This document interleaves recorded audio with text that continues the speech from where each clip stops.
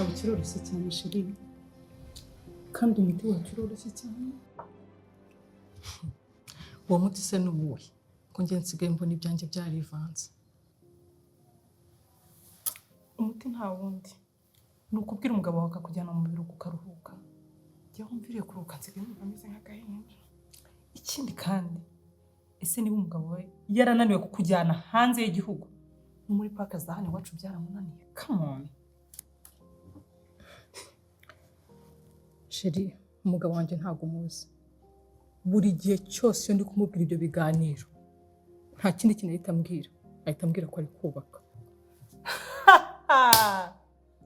Reka nkubwize ukuri, njyewe umugabo wanjye ndamutse mwatse ikintu nshaka akakinyima nahitamo divorcinga direct. Nahitamo kubaho neza aho kubaho ubuzima mbwira ngo ari kubaka ibyo bizu bizuzura kera nkabibamo narashaje ntariririye n'ubuzima.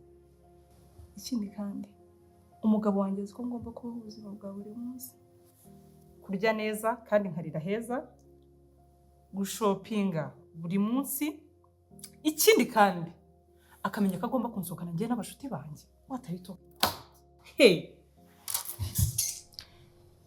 Shagabi, njye nsigaye nibaza niba kuko narahisemo neza cyangwa se ahubwo ngiye gutangira kubaho nawe ubuzima bwanjye bwose. Ngiye warabizi ko atampaye icyo nshaka. Hari abandi baba bashinzwe kubima. Kajya nahaze nkuri mibi mutera ikibuno byanarimba nka nahukana. Umwe agacukwe undi ukwe. Yeah.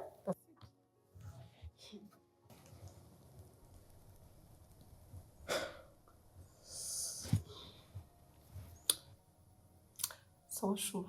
Shange ngiye kuryoshya gumana n'izo stress zawe. Ndabona driver wanjye yahageze aje kuntora. Wow. Umutaximene niwe wakuze none agatse no gutwara. Shamwana, usigaye ufite amafaranga? Umva mbwire shu. Nabwiye my husband ko ntashobora gufata public bus ngo bagende banukira icyo kera. Cyangwa mufate bike ngende nyagirwa. Muri bageti yampaye harimo na movie ya every single week.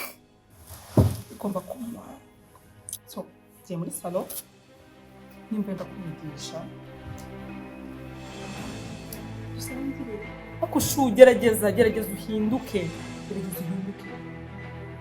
Yumva ko cyo turaza. Kubana nino ngirwa mugabo. Wajyaga mu biruko kandi ukishima.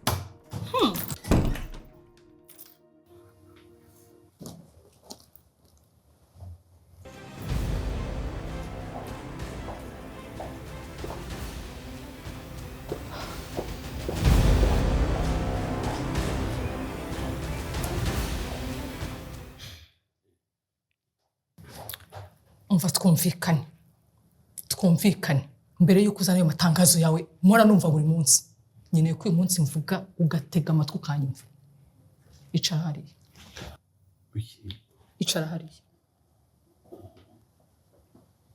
Uriya mugore ntabwo ari urugero rwiza n'ubucuti. Sibyo? Ubu noneho gutamitse ibi.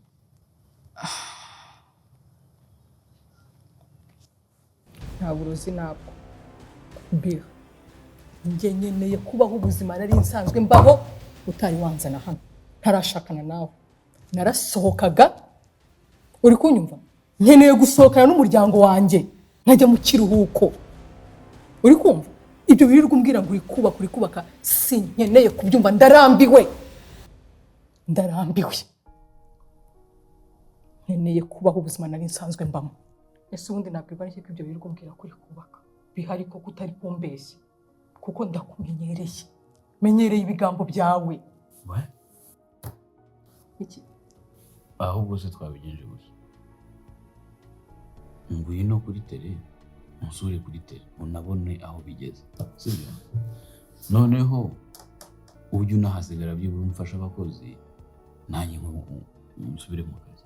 Umva nkubwire untega amatwi unyumve neza. Gumana nabo bafundi bawe.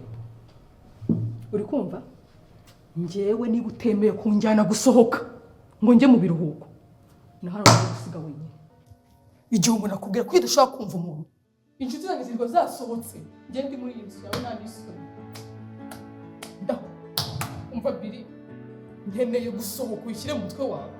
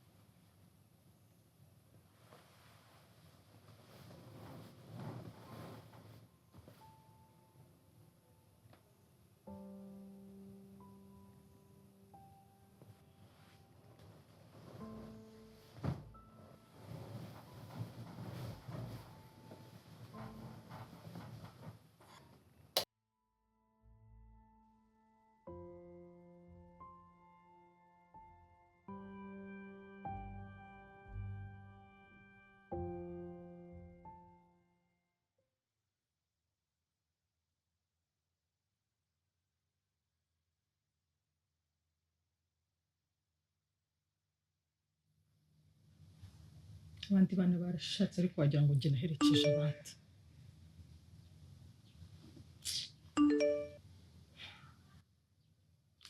Biri, byuka nkeneye ko tuvugana.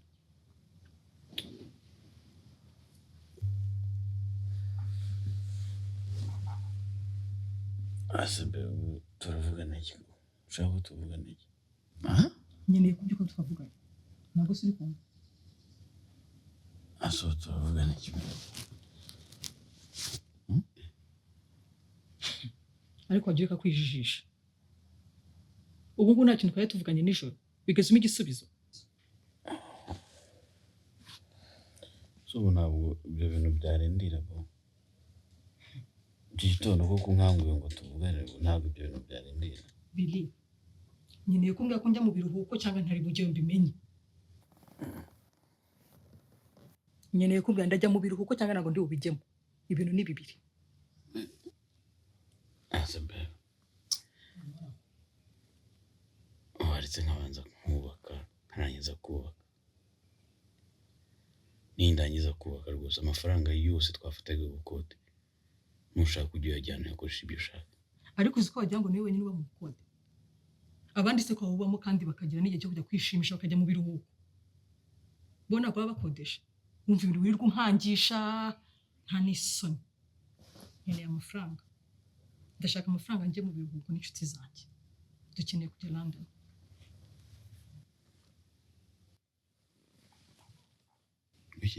Icyo tumva ni iki? Nkeneye amafaranga. Kandi Biri, nuramuka utayampaye, ndakubwiza ukuri hari undi muntu uri buyambe. Ariko mubizakurya mu mutwe. Uri kunyumva? Biri, I hate you so much. So much. Mva mubwire. Urama amafaranga ntabwo amafaranga. Ntabwo ari wowe mbasa. Urama amafaranga ntabwo urama amafaranga. Ushobora kumpa amafaranga?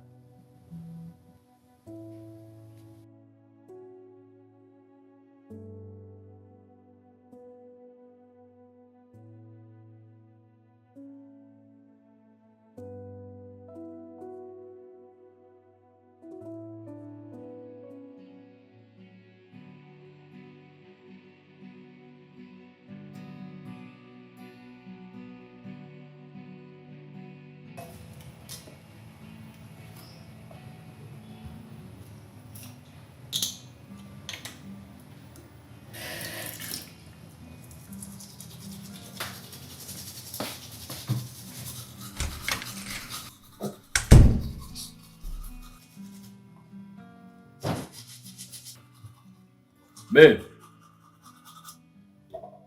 Babe, ntabwo wamenyeraho ya madosiye y'ubutagari. I said that I hate you. Uzumva kugeza ryari? Ntabwo ujya wumva.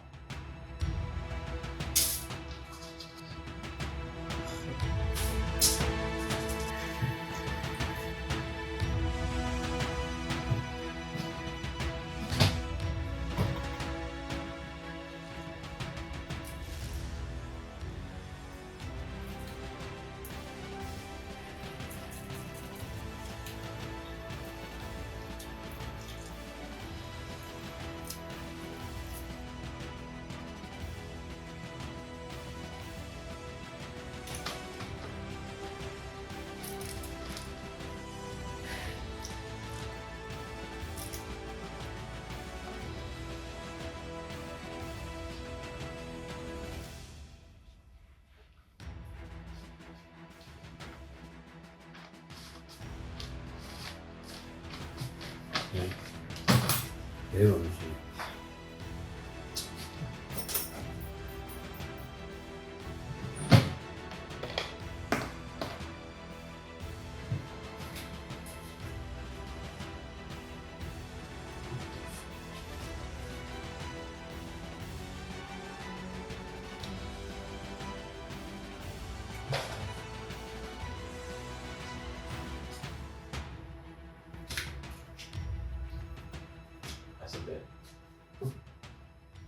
nzakubwira kugeza ryari. Narizi ko ibibazo ufite kutumva byibura bitarimo. Nk'ubu uba wakandiye Colgate mo hagati. Ninde wundi uzi ukandira Colgate mo hagati? Ibi ngibi ni ibitoki uri kumva ko byanetse n'iki? Colgate bayikandira hasi bakayihera hasi ukagenda uzamuka uko ugendesha. Wasoje? Reba imisatsi ubuse zari. Urebe imisatsi ubuse zariya ibintu nane umwandu urimo hariya muri dusha ukuntu ungana. Uzumva ruko nabigenje gute? Akonde kamubaza. Wajya ujya kuvuga abantu nawe babanje kura kuri intungane. Ubu si ibingibi ni ibice washyize hano hasi. Iyi ni imitako. Iyi ni imitako cyangwa ni umwanda. Ngiye biri afite ibyo nashakaga giye. Nanjye mfite ibyo nari gukora. Okay? Ariko ujye uvuga abanje nawe kwireba. Ntawe ukurusha umwanda. Uri kumva?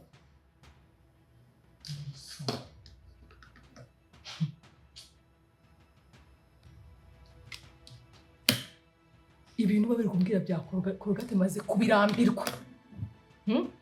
Niba bandi muri abakene mufata Colgate mukajya muyihera aho hasi. Iwacu ntabwo twari tumeze. Iwacu buri wese yari afite Colgate ye akayikanda aho ashaka. Uri kumva? Ngo bagire ngo ko wabaye umuntu w'umukire hari utuntu tutunyacyaro tukikurimo nibyo bw'ibyo birimo. Uri kumva? Ibyo ntabwo ari ibintu ukwiye kuza kumbwira njyewe. Ahubwo ndumva icyo wakora ari ukumbaza aho ngiye gusa. Ngo uri kujya he ugiye? Ngiye kujya kureba umwunganizi wanjye kuko ndashaka gutaha.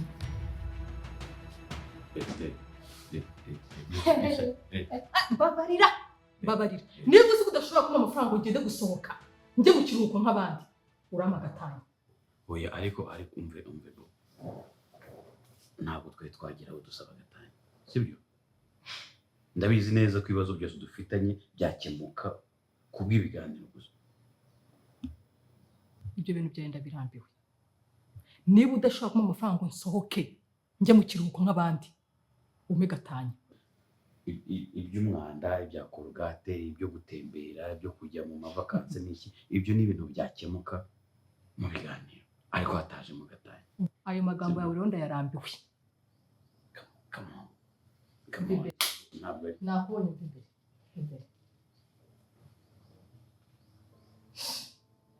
imbere. Biri.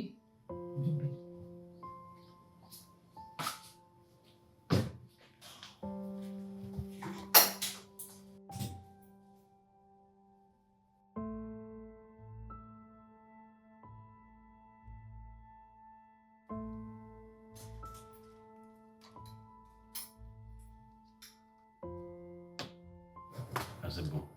Ubu gihe ko nshatse gusaba gatanya nawe impamvu yawe. nayibura uretse n'ibi ngibi byo kuvanga imyanda n'ibya Colgate sibyo ibintu byawe byo mu gikoni ukuntu bimeze urebe n'ibindi bibazo byose tusanzwe duhurana nabyo sibyo gihugu kwa gatanya byananira ariko ntabwo niyo nshaka bira ibyo nakubwiye ni biriya amafaranga ajya mu kiruhuko cyangwa muri gatanya be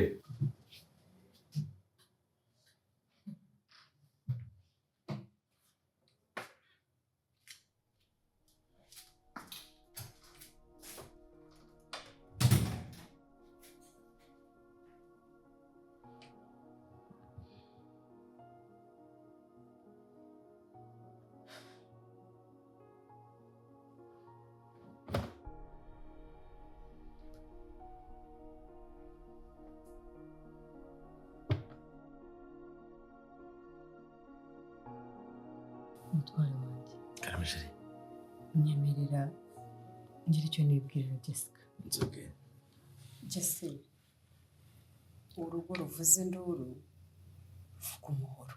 Igihe cyose umugore iyo adatanga amahoro mu rugo rwe urwo rugo ruhinduka icyiciro cy'umwazi satani.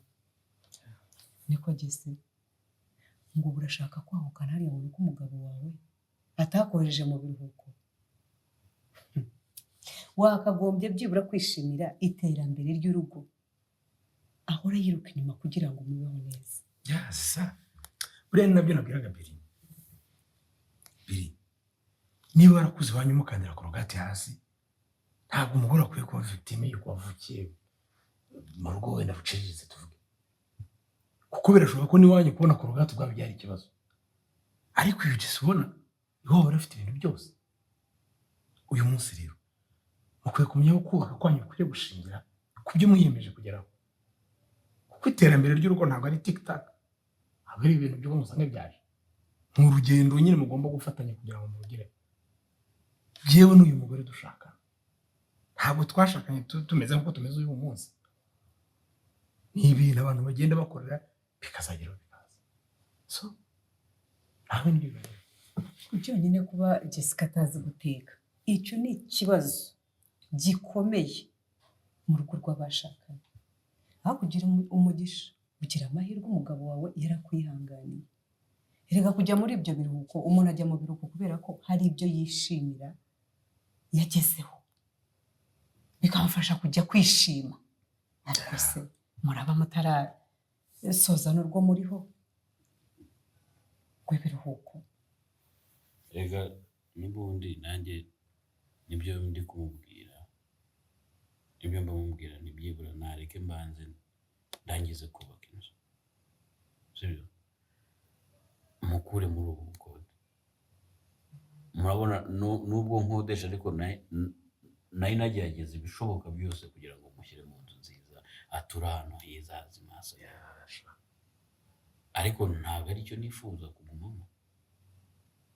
Nareke mare kubaka inzu nitumara kwimukira mu nzu yacu aho ushaka hose nzagusohoka sibyo ntabwo uranyumva cyangwa we ntaranyumva wenda mushinja ko ntacyo atamfasha nta kintu aba yamfashije yaba ubukode yaba ibya hano mu rugo yaba kubaka byose ndimenya n'igihe wimenya byose nikoramo ariko ntabwo ndakuveba ko utamfasha sibyo ntabwo heruka n'akazi yagize mbere yaho kari akazi kagoranye nabwo katamuhemba neza ntabwo byari ibintu byo gukora. Ibyo byose nabirengeje amaso ndavuga nti reka nkore kugira ngo byibura nkore umuryango. so mbere nagisi uyu munsi mwihandi mahirwe mushaka uburyo mwakongera kubaka umuryango wawe ariko byose kugira ngo bigerweho nuko mugomba kwirinda kwinjizamo abandi bantu byaba ari ibibazo mugirana no kubyinjiza abantu bo hanze kuko urugo rwanyu rukwiye gushingira kuri vision mwe murufitiye sibyo Jesse. Ikindi kandi ukiraho ntabwo twabura kubwira biri ko nibaze neza ko Jessica akunda izo vacances. Si ngombwa ko bajya ahantu hahenze harenze ubushobozi bwabo. Mukwiriye kujya ahantu hagendanye n'ubushobozi bwanyu ndetse hatabangamiye n'iterambere ry'urugo rwanyu. Si byo Jesse?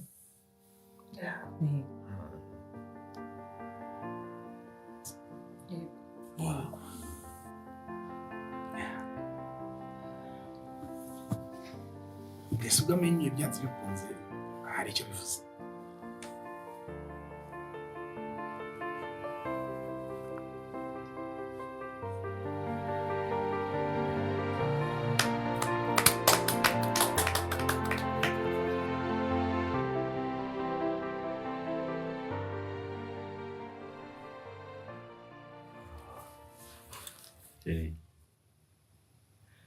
Arabizi ko ntacyo napima ngifite. Ndabizi sheri. I got this. No. We got it.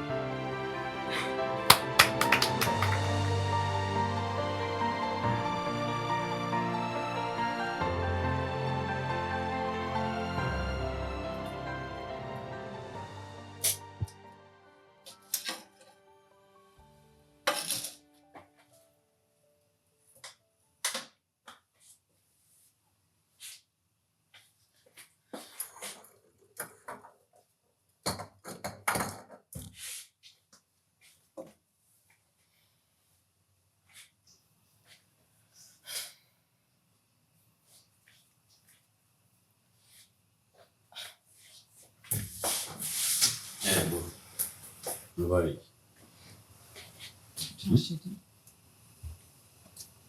Chance. Oh boy. Ndagufasha. Ndagufasha. Gusa nyine ngufitiye amakuru. Uribuka yazo nari ndaharanira muri iyi minsi. Yego. Yenda ya kampani y'abashinwa. Yeah. Naitsindi. Oh. Sheri, I'm so proud of you. Thank you. Sheri, kuva mama yine badusura hano bakatwigisha uburyo tugomba gufatanya. Kuva uwo munsi nahise ntangira gusengera kugira ngo bino bintu bizacemo. Thank you so much. You're welcome, baby. Gusa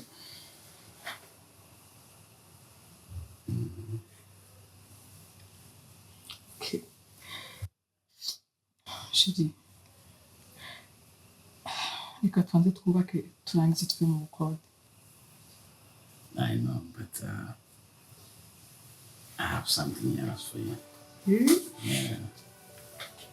Open it. Oh, Sheri. Fungo.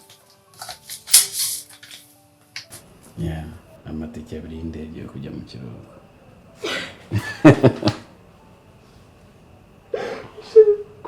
Yeah.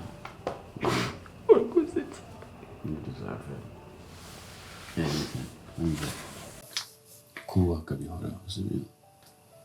Ariko umunezero wawe ni ugomba kuza ku mwanya wa mbere. Merci. I love you. I love you.